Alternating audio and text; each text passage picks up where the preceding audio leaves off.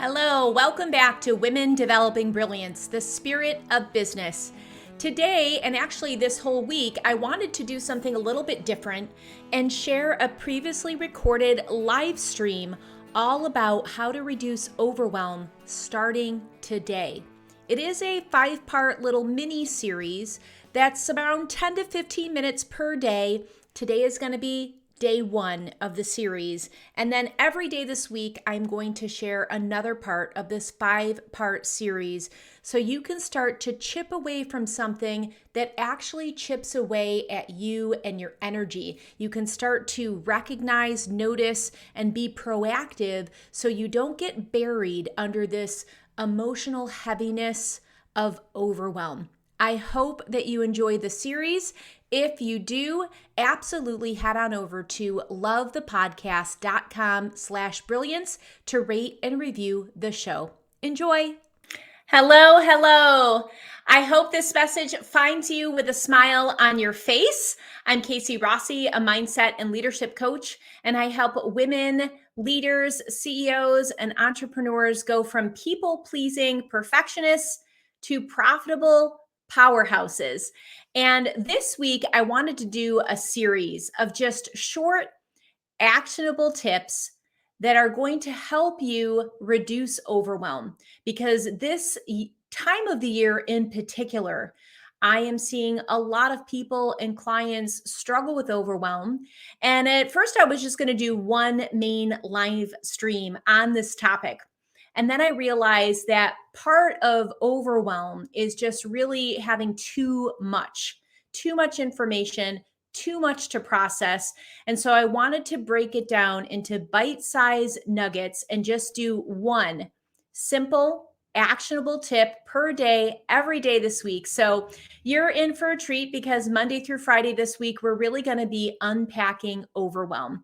Now, overwhelm really has a lot to do with also being overcome with emotion, feeling buried, having a higher stress level because there is just too much coming in. Many times we're inundated with tasks, with information, with responsibilities, and all of the things, especially as we progress into the holiday time. For many of us, that's even an opportunity for higher challenges when it comes to overwhelm. So we know if we don't put positive practices into place that when we are in overwhelm for too long, it is absolutely anxiety producing. It can actually turn into depression or this feeling of being stuck or really trapped in that hamster wheel. And that's not a comfortable place to be in. So if you're starting to feel that yourself, you're in the right place, I invite you to just take a minute, get still, have a nice, delicious, deep breath, and just give yourself a little time to pause and then go from there. Breathing and connecting to our breath is one of the surefire ways that we can immediately drop in and start to center and ground. That's not today's tip. That's just an aside. But one of the things I also wanted to mention is usually when something goes to one extreme or the other, there is either a vice of excessiveness or we're not doing enough of something. So in this week's series, we're going to talk about what we can remove and what we can add so we can strike that balance of reducing overwhelm. Today's tip is all about removing one thing that you do during the day. Now, when you think about that one thing, generally we repeatedly do it. So it technically is a habit because a habit is just a behavior that we do on repeat. So if you were to get really quiet and really honest with yourself and you were to say, what is one thing that I can stop doing in my day? What comes up for you? Most of us immediately know what that thing is. And I'm just going to throw out an example. Maybe it is scrolling on social media. When you are thinking about what that thing is for you, I want you to ask yourself, do you feel more energized when you partake in that habit? Or do you feel a little bit more like your soul has been sucked out, or you're exhausted, or many hours have gone by and you're like, wait, what just happened? I just fell down the rabbit hole and I'm not quite sure what even happened. So you want to check in with yourself. Like, does this daily habit that you're really interested in reducing or eliminating, does it serve you? Does it make you feel good? Do you feel productive? Do you feel on point? Do you have clarity? Most of the time, when it's a negative habit, you're not going to be able to say yes to those couple of questions. So, whatever that is for you, no shame, no blame, no judgment. It's literally just to start moving towards reducing overwhelm. Now, I'm going to take a few pieces of wisdom from James Clear's Atomic Habits book, because when he talks about any habit that we're trying to eliminate, we are going to do a few things that he recommends. So, the very first thing is to make the trigger invisible, because our behaviors are triggered with a cue, which means there's something in place that happens first before it triggers that behavior. So, if we want to eliminate the behavior, we actually want to make that prompt or trigger or cue invisible.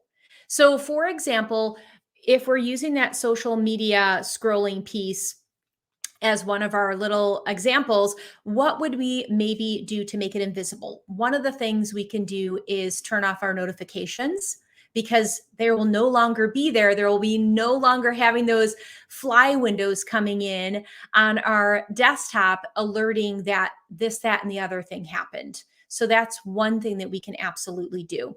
If for you, the cue or the trigger is seeing your cell phone, or seeing when a text message pops up on your mobile, you might want to remove those alerts, or actually remove your cell phone altogether. So you are making the prompt or the cue invisible. So that's step one in his process. Step two is kind of making the habit even harder.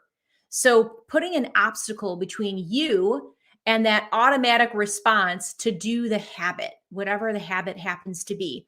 So, going back to the cell phone example, maybe you would make it more difficult to grab your cell after a point of time when you've decided, you know what, we're going to have shutdown complete. I'm not going to be looking at my digital devices after X time. Maybe you put your phone upstairs in a closet. So it's more difficult. You have a flight of stairs in between you, and you actually can't just grab it. I forget how many touch points we actually grab our cell phone. It's astronomical. It kind of blows your mind. But the point is, no matter what you're trying to eliminate, right, with the effort to reduce overwhelm, whatever it is for you, that second piece of habit breaking is making it difficult. And then the third piece, which I think we often overlook, is celebrating ourselves, celebrating when we have accomplished what we have set out to do. So, say, for example, tomorrow you put this in place and you say to yourself, I'm only going to allow myself to pop on social media for 15 minutes a day. I'm just making this up. It's actually one that I personally have used before. So I'm using a real life example, but whatever that habit is that you want to reduce, go for that.